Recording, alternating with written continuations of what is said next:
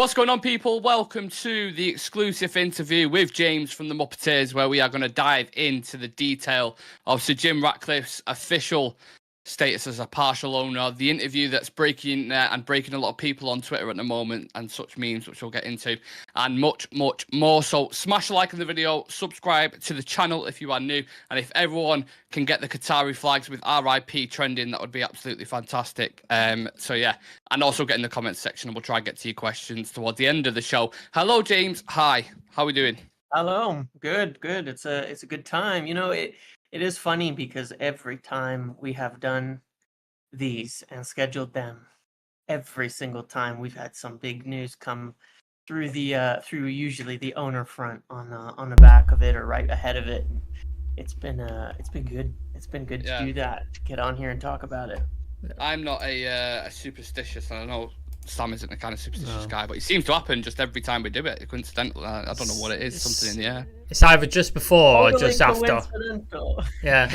I think last time just after the official Sir Jim Ratcliffe thing happened, and then just the time before that, was it Qatari pulled out or something like that? Yeah, there was something to do with Greenwood as well. Yeah. The whole Greenwood situation happened when we went live. So, if I'm being totally honest, usually when you ask me, hey, when would be a good time for it, I'm thinking about when. It's not necessarily certain, but I'm thinking, there might be something in the next few days. So maybe we'll do it right after that. And it's the hit rate has been very good on that so far. Yeah, happy days. Well, we're going to start with the Ratcliffe interview because that's the only place to start. Talking about Ashworth being a 10 out of 10 for United, and talking about the garden leaves, it's ridiculous. Saying Greenwood, specifics in there, which I'm interested in. Jassim doesn't exist. National Stadium of the North. Focus on recruitment. 2-3 year project. Like loads and loads and loads of stuff. And we've got more questions on it as well. So I just really want to dive into the depths of it. What was your thoughts on the interview, James? Did you know that this was kind of going to drop as well before this? Just to some degree. As I had always understood it, the way Ineos viewed this, and I think I've mentioned this a few times, because throughout the process there was a number of times people were saying, why do we have this plan from Sheikh Jassim that doesn't exist? But Ineos have never said what they're going to do, and that's just not how they do business, right? It's not how Sir Jim operates. Throughout the entire process, he's been in regular communication with the Glazers, and it was asked of him, don't say much, don't talk about it, don't get into it until you're there. And once the deal was agreed through the SEC, to where it all has to be approved, you're still in that same situation, because now you can influence share price before you're actually involved in it. Now, when he says something, it actually matters. He is the largest shareholder for Manchester United at this point in time as an individual. He is the individual person with the most power, technically, overall. And so his plan has always been, as soon as it's done, lay it out, exactly what we're going to do, where we're going to go. Obviously, they started doing a lot of the major things ahead of this interview. We've been seeing that with the hirings, with the movements on that front. But yeah, the plan was always to speak forward-facing. That's certainly one of the things I think you'll see a lot of that have been made clear, is their view is that, at United for however long now, the only forward-facing individual is the manager. That's not going to be the case anymore. The manager is not the face of Manchester United in the modern day, and it's not really at a modern football club. I mean, you have a few exceptions, right? But Liverpool are going to have to get on now, modern, without Klopp. Pep Guardiola will leave someday. Barcelona, the face of their club, is not the manager, nor Madrid, nor anybody, but that's how it should be, and Ineos intend for it to have to be that way, that there's a lot more public-facing presence, public-facing individuals. Sir Dave Brailsford regularly, Sir Jim Ratcliffe regularly, Jean-Claude Blanc will be, somebody that you can see around. And then, of course, the actual football hires themselves, Omar Barada once he's in there, Dan Ashworth once he's in there, and whoever else they bring in. I think you're going to hear from them in a totally different way than we're used to, one PR statement a year coming out of Richard Arnold or John Murtaugh saying how everything's great at the end of summer. Thank fucking God. Not like that anymore. Yeah. Yeah. Sam, did you want to? Sure. Yeah, just I don't know if we were going to get into it later, but we again, no more breaking news. Luke Shaw out injured for the thing. Did you have any idea of like stuff coming in? Did you know like what was going on that he could potentially be out for the season? Yeah, a little bit. I mean, Phil and I, when we did our podcast yesterday, we spent a big chunk of it talking about the left back situation with Shaw. I think both of us had the impression from the early things we've been hearing that it wasn't good. That is probably, and to the point where, I don't know if we'll have a fit left back through the end of the season because there's still no timeline for Tyrell Malaysia to return. I think he's just missing. I think he just is missing, isn't it? Jassim Malaysia at this point in time. There's one and the same. Yeah, it just doesn't exist. But yeah, let's should we touch on the actual questions? The ratification thing, obviously that broke yesterday, I think. Could we just give you your flowers just for a second? Because over the last year, you've been consistent in what you've said. All your info, your scoops, all been proven correct. Couple that with like the ridiculous tweet from yesterday, which I absolutely loved. One of my favourite things. Was it difficult, like when you were getting this information, especially with all the noise on social media, like around Qatar, and then you had to sort of believe in the info that you'd got and stick with it, even though there was a lot of fans giving you shit and giving you abuse, saying you're wrong, you don't know anything. Was that difficult during the time, or were you just sort of like, no, I know what my information is correct, and I'm just going to keep pushing it? To be honest, I've always been personally near certain of it. I had a lot of discussions with people who are, really close to myself and to my community, who helped me with things that had many doubts over time, understandably so, with everything that was going on. I was always certain, and if you ask why, it's not really hubris or anything like that. Try to think how to put it properly, but I know where the info comes from. I know where it's coming from. I know who it's coming from. And no matter how many stories would come out alternating, not parallel this way, that way, it really didn't matter, because my thought process was, quite frankly, unless you're hearing from Sir Jim himself, then I doubt you have better information on this than what I'm getting. And that continues to be the case on a lot of, not all aspects of this, because when it comes to the running of the football club, in the trenches, there's going to be people with good info, as there always are. The guys at the Athletic and these places. But there's certain senior level things that I know nobody else to this day knows, and things that have occurred. So, no, I've never really. I lost confidence a few times that anything would happen, to where I felt like maybe nothing would get done. But probably since April, it was Sir Jim or nothing. And then come September, I, had the information came to me that they thought they were going to get this done, that they were sticking on a couple of points, but that they were pretty much ready to otherwise get some sort of agreement done. And it's just taken a while. It's just taken a while since then. But no, it's it's kind of wild when you have certain information practically firsthand to see what goes out there that is false. It's wild, and I don't even mean from like fake accounts and things, but to see the things that get out there just into the general pool of like, people love to fill a vacuum of information, right? And so whenever there's a vacuum of information, it's going to get filled, and it may not all be true, and it may even be from good people, but they're asking and people don't know, and they'll come up with an answer. But never really lost confidence in it all along.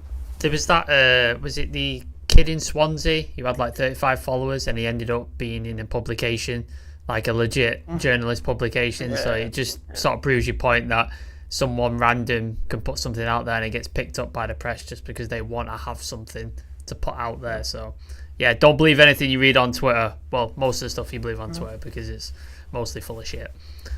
I think really when you reflect on it, the actual journey that we've been on from when it first got announced is just crazy as fuck. I don't think anyone thought we would be kind of dragged through the hedges like we have been done. But that's why I'm just so happy it's finally. You can see the relief on our faces when we was live last night. We was just like, thank fucking God we can start cracking on now and getting on with things. Like, it's mad. Like, and I think there is, rightfully so, James, a lot of kind of positivity around, you know, Sir Jim, Ineos, everything they're doing, because everything sounds, you know, really, really promising. But I want to kind of balance it a little bit. Yeah. Is there any kind of concerns or potential bumps along the way that you still have in the back of your mind heading into this kind of, you've got, you know, the summer coming up, more appointments to be made, anything at all in your mind where you're like, yeah, maybe there could be a bump there. Maybe this, you know, this needs alterating. Do you know what I mean? Yeah, for sure. I mean, you know, here's the thing, perspective on it, right, is that I don't think they'll get everything right. Yeah. You know, when you take it from one hand, you're still not talking about people with Sir Jim Brailsford or anybody who's built a football club that wins titles. Yeah. They've never done it. Now, very few ownership groups have, right? You know, you're not talking about a large pool of people who have the experience of having been owners of a group. I mean, the Glazers have owned a club that have won plenty of titles. You know, so it doesn't really matter in some respect. Yeah. They've done good things at Nice now, especially considering the stature of that club, like relative to the stature of that club, and it's third in the league. You know, it's successful. I think for what they're doing right now, they're successful. For where they started, but certainly, you know, the positives are the things you're all hearing. The right ideas, the right concepts, the caring is there. It's not for money. It's done for the right reasons. That makes a big difference when you're talking about Manchester United. But you don't have, he's not, you know, the expert at it. But that's also balanced with, you know, one of the things I do love that he's said, and it's something I've heard for a long time, is that he's not a football person. He's not the football expert. So he's not going to be making these decisions. He's going to leave it to the football experts. They don't always get it right either. Dan Ashworth, I think, is a brilliant person to come in as a hire. He's also never won titles, you know, as a sporting director, right? Exactly. He's never managed the best club in England or the best club in Europe or the best club in Spain or anything like that. Now, Omar Barada has experience at the best clubs in the world, so that's a little bit different. So that's, I think, exceptional. But no, there's certainly concerns. There's certainly factors of how long this is going to take as well, because financially the club is in a bad state. And this isn't a negative to Ineos or anything, but it may take a while. That's a tricky cavern to climb out of. The profit and sustainability rules, as well as the FFP from UEFA, the percentage, how much you can spend, dropping each year to next year, where then I think it levels out at 70%. Getting within that is not going to be easy. And I think we might be, in some ways, worse before it gets better in some perceptions. Because if you take something like the summer, which I'm sure we'll talk a lot about, if the focus is on getting rid of high wages, you might end up with a less talented team next year. But you might have to do that in order to get where you want to go. Not to make the comparison to Chelsea, right? Because Chelsea's a shit show for a lot of other reasons. And one of the largest reasons, because the owner thinks he is a football expert and makes a lot of the decisions. That being said, if they give control to a proper sporting person, it's a really bumpy road now. But with the number of talented young players they have at that club, there will be a good future for Chelsea if they do things right, because they have so much young talent in there. It's just not properly balanced with, you know, the right people to train, to learn, all of that. So it's a bit of a mess. Getting that balance right is hard. And I'm not saying we'll do a Chelsea how it's going for them, but I'm not saying we won't do a little bit of a Chelsea where we end up with a lot of young players and it takes a little while for them to, you know, grow into what is needed. And, you know, it's not instant, because you're talking about putting together long-term plans. So, you know, those are certainly some of the question marks. This is not an instantaneous success thing. I don't think there's any amount of money that makes fixing this an instantaneous solution. Just want to say, Rush, thank you for the super chat and the questions. I have those questions on my list already, so they will get asked. We're not ignoring you, but I appreciate the super chat. Like, thank you very much. I just want to say, we're not ignoring you. I just never stopped talking. It's all good. It's all good. Ineos seem pretty clear, like what they want to do, the intent. Like they've already set it out, and then they've only just literally got in the door. You've got Omar Barada. Like he touched on Ashworth is probably a question of if, not when. It's a question of when, not if. Sorry. You got John Claude Blanc to Dave Brailsford already there. There's talks to Jason Wilcox coming in. You've got the stadium development. He touched further on that in his interview. You've also got Greenwood now that he also touched on. Do you see further appointments coming in Ineos? There's been rumours of like an analyst or something like that to work alongside the recruitment. What do you think their next steps look like in terms of like the next 2-3 years that he's laid out? What do you think that sort of looks like on the timeline? Yeah, well, it's top down, right? The direction that things are going.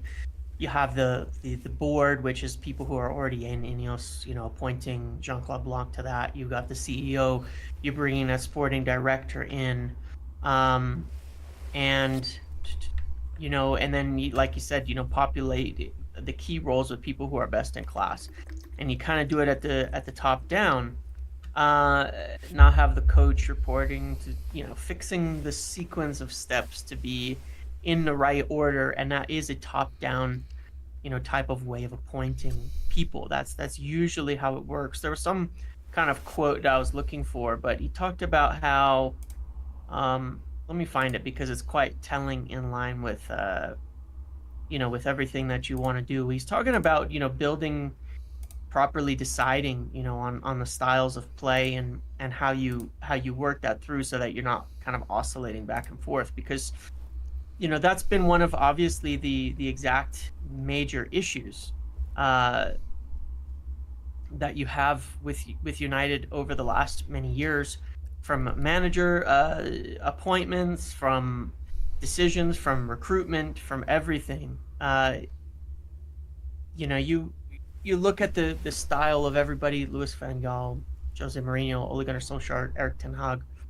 There's no similarity in the slightest, right, between any of them. They're all totally different, and the players that they recruit are totally different. You end up with a whole mishmash of things. So if you look at it from a top down. Yeah, you have the Dan Ashworth. You bring in somebody like Jason Wilcox, who I believe the kind of the point is he's somebody they feel can trust to analyze and oversee the performance aspects of things, including coaching. Is the coaching aligning with this philosophy that we want? Are the young players being brought into this philosophy that we want? Is that all actually happening? And providing direction in that respect. You could almost look at it like a coach's boss or a coaching analyst to some respect. That does tie into recruitment too, by the way. But then, probably when you're talking about a recruitment person, you're probably looking at somebody who's a little more focused in on actually the identification of targets. That's not what Dan Ashworth does.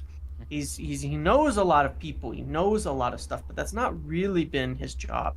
To say, oh yeah, we need this specific player. I'm going to scout. This is how good he is. This is what he's good at. This is how he fits. But he is somebody who will help you align the way. I mean, he did it for English football, right? Mm-hmm. He is somebody who has helped shape that concept of how English football goes. Well, it's the same thing. He's going to be aligned with Omar Barada and I think Ineos too, because I think this does involve the owner in some respect. What kind of club do we want to be as a football club? Are we going to be because you look at it, there are totally different ways of playing. There's totally different ways of how it affects the fans. I mean, City don't have a lot of fans for other reasons too, but their football is quite boring, even though it's successful. It can be quite boring at times when you look at the Brentford game. Look at the Brentford game yesterday. Yeah. Boring, really boring. But compare it to Liverpool. No matter what, Liverpool is a much more entertaining way of playing. Yeah. What will the Old Trafford fans accept as a style of play? Because I'm not actually sure that they would accept Pep Guardiola's style of play there to some degree. Many games, I'm not saying the success wouldn't be accepted, but I think it does matter. And I think you do have to think about those types of things when you're talking about an entertainment product at the end of the day, which football is. So aligning that, they want to bring in somebody who will be successful at recruiting the type of players who fit that alignment. And that will come, and I think that does tie into to Wilcox as well, but I think there's going to be more of a specialized person there too. And then you get to the manager, and that's probably the next step below Wilcox and whoever this other person might be. The next step is the manager, and it's a question of, do they align with this way of doing things? Do you think they can align with it? Do you give them a chance to see if they do?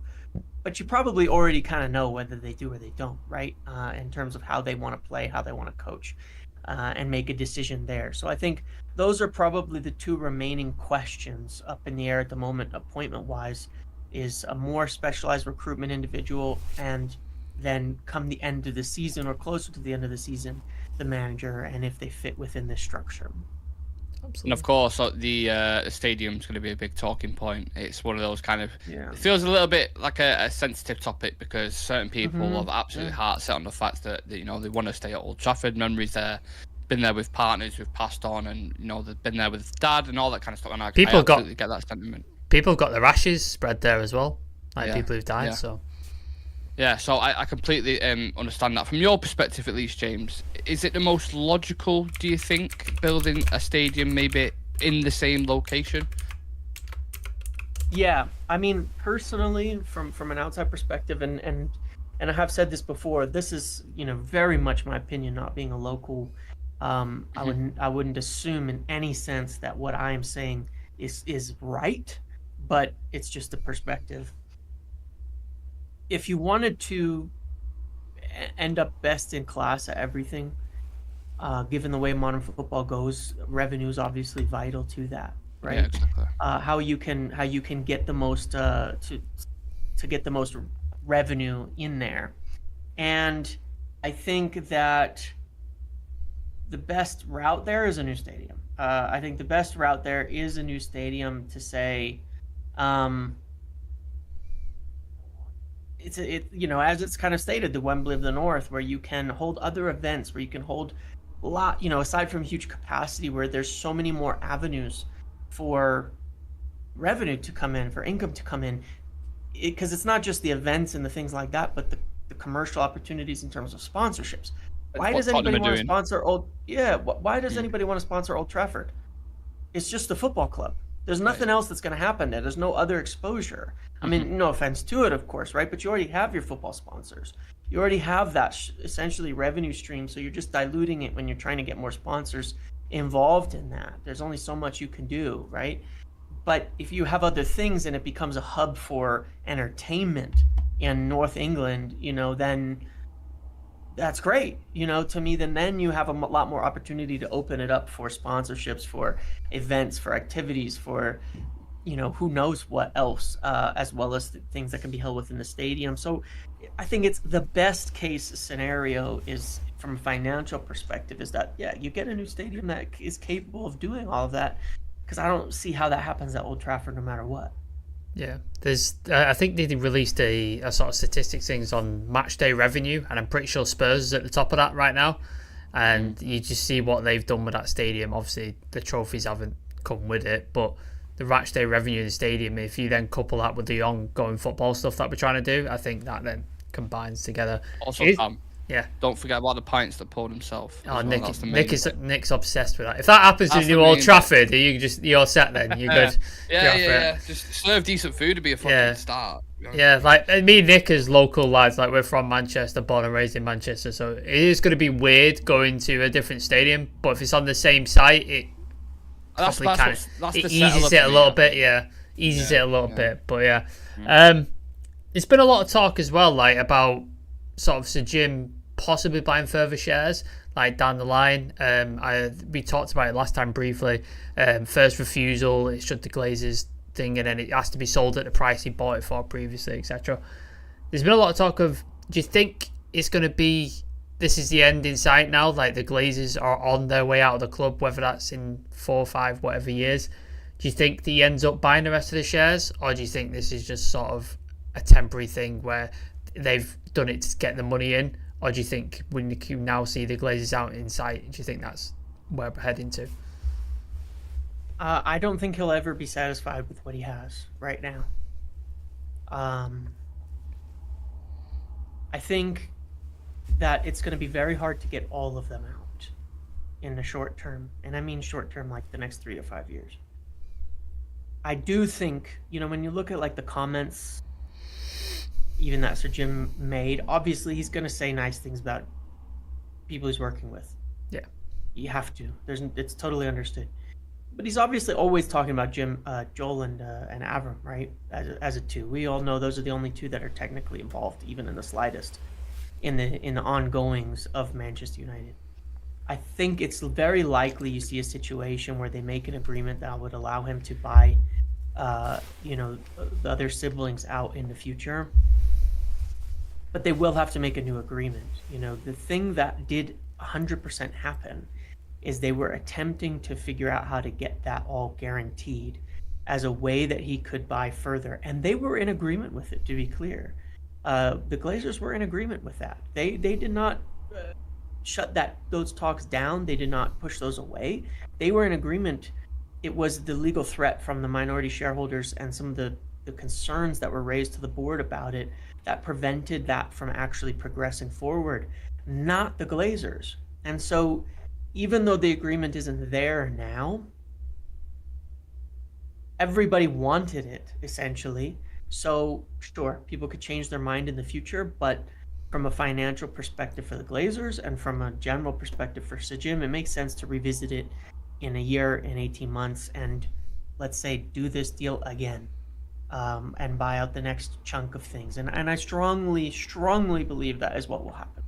Is it not a case, though, of if Sir Jim comes in, well, he's obviously coming in, but if things improve on the pitch, naturally revenue will increase, everything around it will just grow, right? Is it not a case where they're looking at it and they're going, look at the money that we're making now. Look at the consistent revenue that we're making, and that'll encourage them to go, you know what, can stay a little bit longer here with everything that's coming into football at the moment. Because if they're still majority owners, again, you can tell me shut the fuck up if I'm talking shit. No. They're looking at that and they're going, we can just stay because the football side, things have calmed down, and we're making more money than ever. Yeah. Well, let's back up a little bit on that because they won't make any money. Football clubs won't make money. It's never going to make money. Even with higher revenues, it's not going to make money from the standpoint of giving them profitability at the club. No matter what, it's very unlikely that United, even as it's brought back to success and all of this, will ever really make money from a general standpoint of a business. It will increase the value of the football club, but the only way for them to properly realize that value is to sell shares. So point being this, let's say as directors, as owners, they're getting some sort of compensation yearly, right? Even if you take their the money that they're being given, dividends. I don't want to call it distributions because I'm used to regular business, but dividends, yeah. Even if you take the dividends that they're getting, how much was it? 10 million a year on average for all 6 of them? 10, 12. Well, I remember in January notoriously that they was talking about how are they taking dividends out when we're not even spending money on players. Right. So I think on average it was 10 million. So if you think about the last 10 years, they've taken out 100 million. That's it, between 6 of them.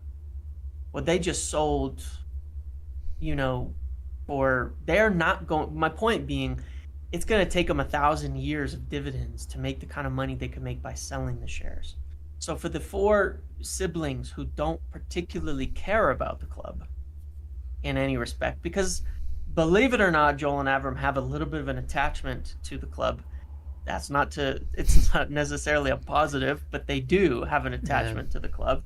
They could make a lot more money by selling it. So you have to back that up and say there's some other reason why they don't want to sell it, right? And it is a personal attachment to it. And one that doesn't go both ways, but there's a personal attachment to it. And they'll make more money by selling. And I think that is what is going to happen in the future, that at least the other 4 will look and say, all right, let's figure out a deal where we can get out of this and make our $1 billion each that they will get, in the future. And there's no way they're ever going to make that kind of money.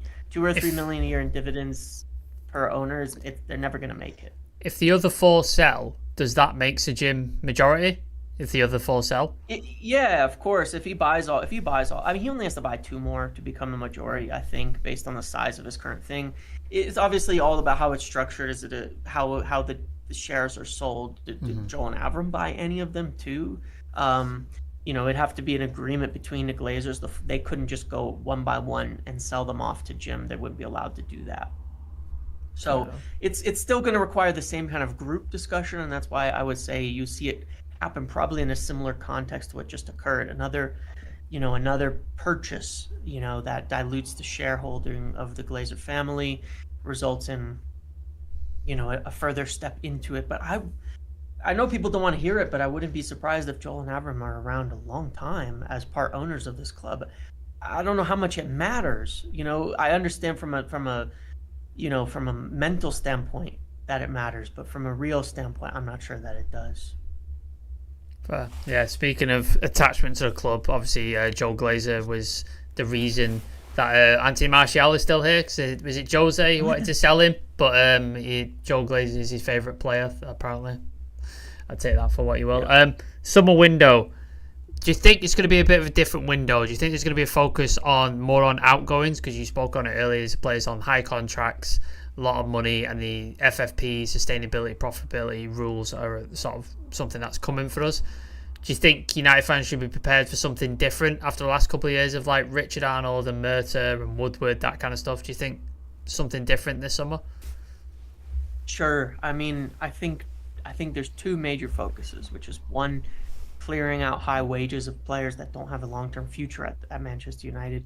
There's the obvious ones of, Jadon Sancho, Anthony Martial, Rafael Varane, Casemiro. You're talking over $1 billion in wages between those players. A few of them are going to depart for free, right? In the cases of Varane and Martial, I think they're both ending this summer. Casemiro, who you're going to have to work a deal out, but there's interest from Saudi. Even Eriksen is on 250,000 a year, and he's barely or a week. And he's barely making the pitch, isn't he? It's about 200, I believe, is what it took. Wow. So he's on 10 million a year, right? And he's not making it on the pitch anymore either. They got to. He has a year left, but surely there's a way, to do something there, to help him go back to Brentford or something like he might want to, where he might play a bit more. There's a lot of money in wages to be cleared there, that something in I said $1 billion a week, $1 million a week, I think is what I was going to say, but not $1 billion a week. You all right, wasn't it? But yeah, we're talking about ways that they could easily clear off 70-80 million a year in expense, which is massive, of course, for these profit sustainability rules. And then, so a big focus on that. And then on the incomings, it's not to replace it. You don't want to sell Casemiro off, get his 300,000 off, and replace it with Frankie de Jong for 400,000. Sorry, Nick. Doesn't make any sorry, sense. Nick. It's not happening. I'm sorry to say. I just don't see it. Well, we'll agree to disagree, James. It's not the strategy. Nick's bubble's been burst so hard today. Sorry, Nick. He's so unhappy with it. No, it's all right. Carry on. If you take a player like, for example, Amadou Onana at Everton, right? You take that 350,000 that Casemiro's being paid. You buy him for 50 million, and you pay him 100,000 a week. Casemiro's wage covers the fee and the wages, or the wages cleared covered that all. So you there's a big reduction in things that way, and that's going to be the focus. Young players, not ridiculous wages. They've even looked at like restructuring Marcus Rashford's contract to say, let's lower it and make it more incentive based. The point being, by default, United shouldn't have the biggest wage bill unless they're winning the most trophies, right? At the end of the day, that's just logical, but that's the way that they're going to look at it. And not just paying people the money based on name or reputation or because you need a big star. And so that's why I said I think it could get worse to get bigger. You sign Frankie de Jong, again, I bring it up because of the relevance of it. He's a player, if you sign him, you're talking about winning next year. You're talking about, you need to, right? He's that quality of player, right? Not making the total comparison, but I feel about him a lot of the ways I felt about Paul Pogba during some of the early years, and when when we were first bringing him in, because he was a world-class player at that time. And the mistake was this team was not ready to bring in a player like Paul Pogba and say, we're going to go win everything now. It was way off of that. Pogba's more of a luxury player though, than Frankie de Jong. I think de Jong Agreed, but you still need to win things. You still need to win things with that kind of player. You still got to, if you're going to attract players of that caliber who are on those types of wages and things, you have to be winning things to make it worthwhile for everybody involved. And I don't know that that's the way that United are looking at the next season as of now. That was one of the things he highlighted. This is not a quick fix. It's probably 3 seasons to fix this. Well, you don't want to be paying someone $400,000 a week while you're rebuilding for 3 seasons. So, it's even then it's more like a player you sign in the 3rd year of your rebuild rather than the 1st year of your rebuild. And then it makes a lot of sense because it can be transformative in that respect. So I think you will see, more players like Michael Olise, Jared Braithwaite, Amadou Onana, these players, because even though they're well admired and there's a lot of hype around them, they're also all on, I think, their first major senior contracts. So they're coming in at $100,000 a week is a massive pay rise for them, massive over what they're getting paid now, and that is going to allow United to raise the quality of the future of the team, of the club, without raising the ceiling on the salaries or on the expenses. And so I think that's what you'll see a little bit different, now is a bit of building for the future. That's why I referenced Chelsea. I don't think it's the same. I don't think they make a lot of the same mistakes that Chelsea made, but the concept of, doing an actual rebuild where you're building for the future and not trying to short circuit it constantly by buying players who can win now, but there's balances, right? You need some actual seniors and good veteran players in there to teach, to lead, so I think that you'll still see some players sticking around in that capacity. We're going to stick with the summer very, very shortly. There's 156 people in the chat. If you would like to leave a like on the video, we'd be more than grateful. Also, get your questions in now. Now's the time. Any kind of quick fire ones that you've got for James, and we'll dive into them shortly. I wanted to ask, in the summer, I know you spoke about you have your obvious ones who you believe are going to go right, like Jadon Sancho's, your Donnies, and these kind of guys, right? But how cutthroat are Ineos prepared to be? Because there's people talking about Antony, there's people talking about Rashford. Luke Shaw injured again, out to the end of the season. Talks about these kind of players. Are Ineos willing to do what nobody else wants to do in terms of being that cutthroat, if needs be, of course? In terms of staff and players, I don't think anybody is safe beyond, probably you're talking about Kobbie Mainoo, Alejandro Garnacho, Rasmus Højlund. Those are players you're not. There's no.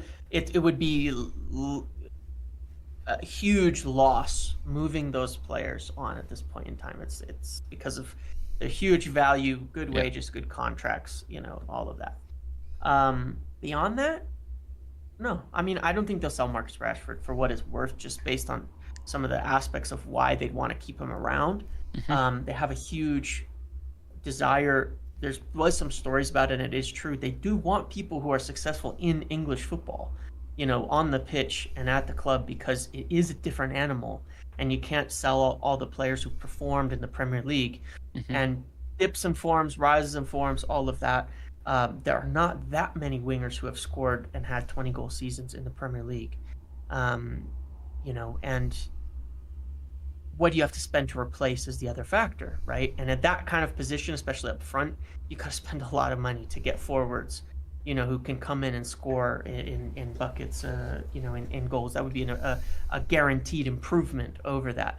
But across the rest of it, then there's also the age factor, right? I think, as you basically go up in age, the bigger the risk gets of you being somebody that they could let go. And that probably includes Bruno Fernandes. And so when you're asking about, how cutthroat you want to be and all of that, Bruno Fernandes is on probably his last major contract, right?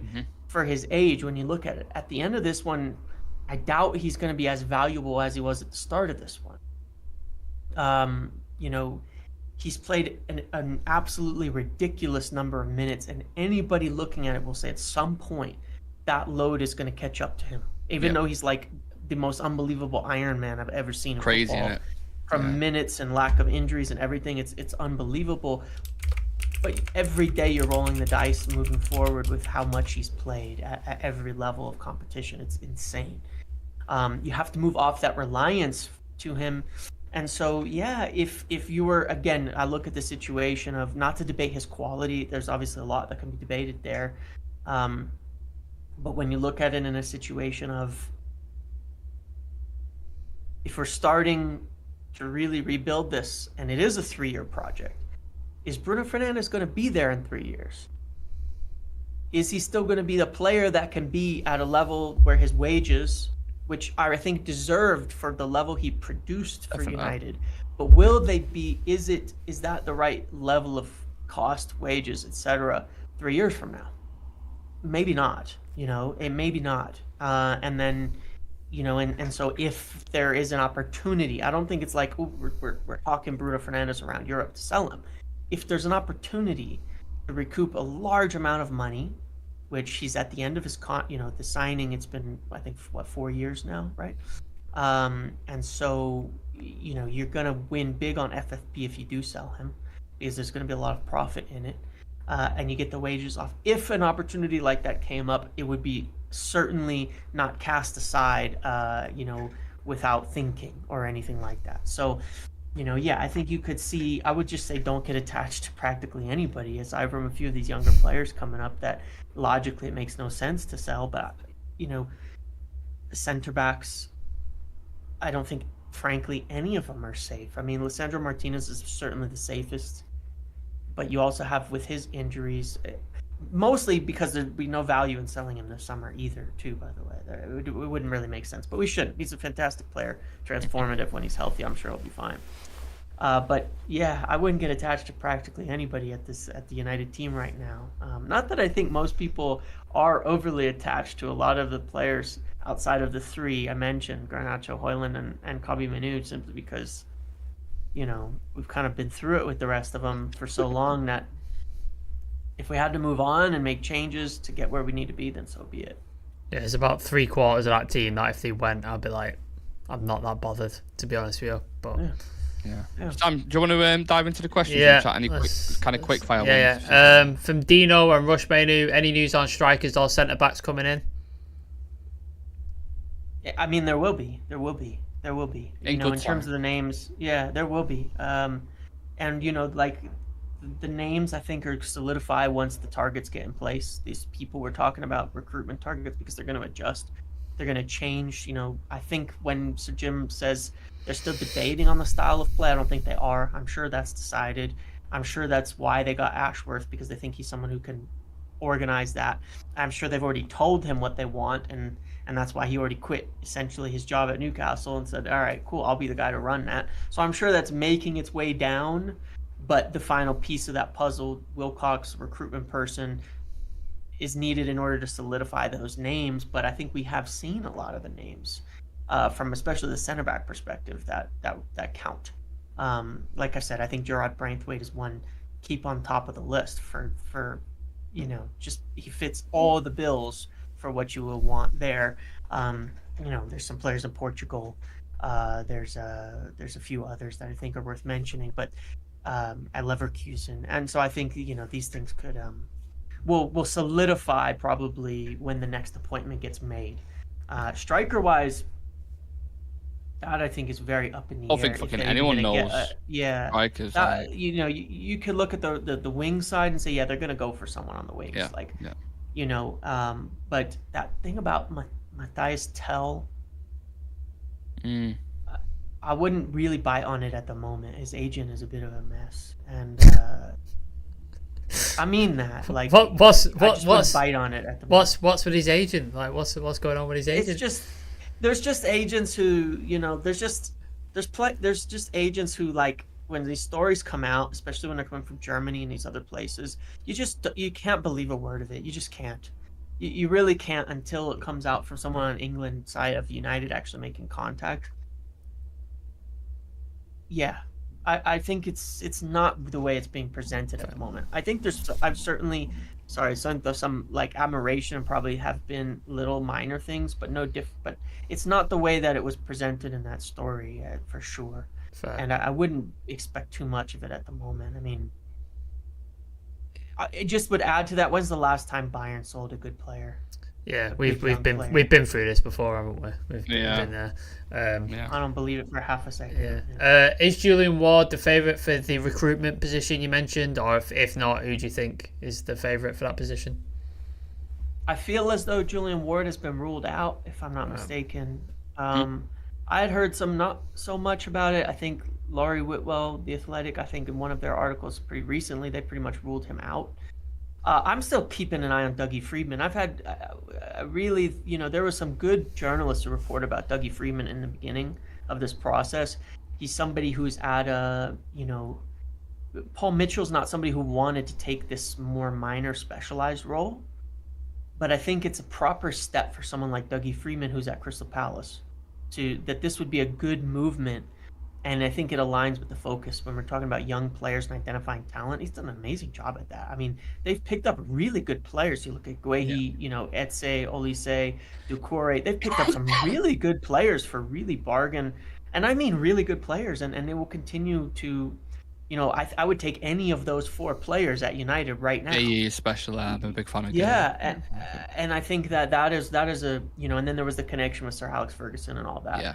But I would keep an eye on that. And then the Nepe name from Bayern has always stuck in my head too since he left, kind of seemingly at just a convenient time. But we'll see. I don't know if it would be too low of a job or something like that. Again, it's about this. I think this is the same reason Ward isn't taking it as Mitchell is. It's you're working under the sporting director when they may be looking for a bigger job than that. But that's why I'm thinking Dougie Freedman. It's more of a small step up. It's nothing diminished, from what they've been doing. Just a couple of quick fires, and then I've got a question. Any interest in, is it Lenny Yoro? Any truth in that one?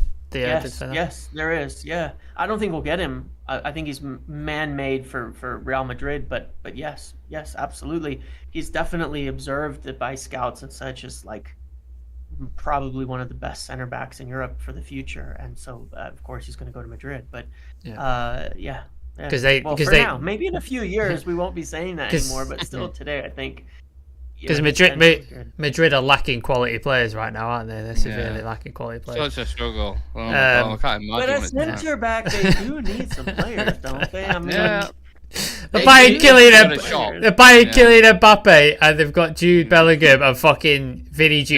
Like, I don't think they're suffering too much, are they? Do you know what I mean? They didn't win the Champions League last year. Okay, you gotta understand that. Yeah. So it's not over 200. No worries. Any news? There's an argument for that stadium, by the way, because they have practically infinite fucking money since they put this stadium together. It's like money printing machine, the stadium that they've created. I want to go look at it because last time I was in Madrid, I went to the old one. I want to go see what they've done and stuff. It'd be really interesting. Gorgeous, man. Yeah. And then from Sumo, anything on the women's team? I don't think I've seen a lot of stuff. I don't really follow the women's team, but any sort of with the Ineos investment and stuff. It's definitely a focus. I mean, I would not put it off. People have asked me that since the beginning, and obviously, having less insight, I don't know the specifics. It's not the same game, right? In terms of how it's dealt with from the market, from things like that. It isn't. But they're 100% not ignoring it. And I think it's one of the things that comes into consideration with regards to the stadium. If they build a new one, can the women's team take up Old Trafford? As where they play and where they go. And that is certainly something that has been discussed. It will not be cast aside, and the intention is fully to invest in that as well and improve it. And, it's always a matter of cost and things. The men's team brings in more money, so obviously more resources are always going to be put there. But if they build a new training ground, can the women's team move up to where the men are training at Carrington now? And it's an improvement. I know they've already done some things, but no, it will not be ignored. It is not an area that they will ignore. That many times has been reiterated to me without specifics. I wish I could give more, but that it is certainly an area that they intend, to continue growing, progressing, and they also want to be, absolutely top level. It's growing in popularity. It's growing in, import, and I certainly not something that will be cast aside in the slightest. That's good. And a question for me. He mentioned Greenwood in the interview, and he was kind of cagey about it, which you'd expect. Do you expect, is he gone in the summer? Like, it's just a matter of who he goes to? Or do you think there's going to be a shock and he might bring him back? I would heavily lean towards him being sold. However, no matter what is going to happen, you'd be wrong to publicly state anything today, right? Yeah. If you want, because let's look at it from a footballing perspective. There's some people who talked about getting 20 million for him. It's a 60, 80 million player. When you look at it from a football perspective, he is. I mean, he's been out for a year and a half. He comes in, he's already got 10 goals and assists in La Liga. The talent is there, all of that from a football perspective.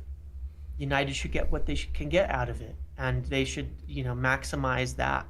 I think that Ineos are going to look at it from a pretty logical standpoint. It was really messy, obviously, all that happened, because they're going to want to understand why they were thinking of bringing him back, if there was any reason beyond pure financial reasons. Because they did hire all these lawyers and looked into all this evidence. And made a video, didn't they, about it, saying, basically explaining how they were going to approach it. He made 2 videos. Right. There was a whole bunch of things that were supposedly, done in this, where there was, the Athletic obviously did massive amounts of reporting on what all happened, where they had longer audio, they had all this and that. Anyway, they led to some sort of decision. Well, Ineos is going to want to look at it themselves, of course. Anybody would. But as you said, it's not going to, you can't ignore what fans are comfortable with. So if they were to bring him back, it would not just need to be that we see things to decide that we could bring him back, but is there actually a way to present it to people in a manner in which we would have agreement and an actual understanding of why he could come back, so you don't have a bunch of people sitting there like, I cannot believe this is happening? That's really hard, maybe impossible, even if it wasn't, it isn't as it seems, even if so I don't know. I think that just when you factor in all the circumstances, the odds are extremely low that he comes back to United, because they're not going to bring him in under, a lot of protest or duress and lose their goodwill with the fans either. They're certainly not going to do that. Yeah, absolutely. I agree with that. Sorry, Thomas, you going to say something then? No, I was just saying, Nick, if you've got any other... I think we're out of questions in the chat, but if you've got anything... Just going to finish off on this, and thank you again for your time, James. Really, really appreciate it. So, 3 questions, all kind of clustered together. 1, player of the season so far, for you personally, for Manchester United. 2, 1 player you want in the summer. And 3, 1 big player you'd sell. Player of the season, probably... So there's only one right answer, James, by the way. So get it right. Well, here's the thing. The player of the season since he's been playing is Kobbie Mainoo. There you go. It is. I would say the only other player who actually has... I wouldn't say this, actually. I was going to say Diogo Dalot, but I think he was actually pretty poor for the first part of the season, too. He's been good recently, but during the same stretch that Kobbie Mainoo has been good, so I would say him. Garnacho's been good recently. Højlund's been good recently. But Kobbie Mainoo has been the best of the bunch, for sure, in consistency. So, yes, that would be my answer. The player that I would like to buy most of all, I think... It's probably Michael Olise, but I think that Amadou Onana is the best player we could buy. Beast. So, beast. That's a little bit of a difference. Like, I think Amadou Onana could be anything we want him to be. Physically, he has an unbelievable skill set, tools, everything to be whatever we need out of a midfielder. He can be it. And with him and Kobbie Mainoo, you've got potentially 2 players for a midfield that would be good for, and the complement. Physically, raising the physical floor of the team. So many reasons. So I think he's probably the best player we could buy. I really want to see Michael Olise, because I think he's not worried about his injuries. Not really. Not really. He's a young player. I think he'll come through some of these muscle injuries, and it's mostly this. He had a lot of seasons getting through it. Okay, I'm not too worried about it at the moment, but mostly because I think he's kind of a unique and exciting player from a winger perspective, and I think we do need one more really exciting good player.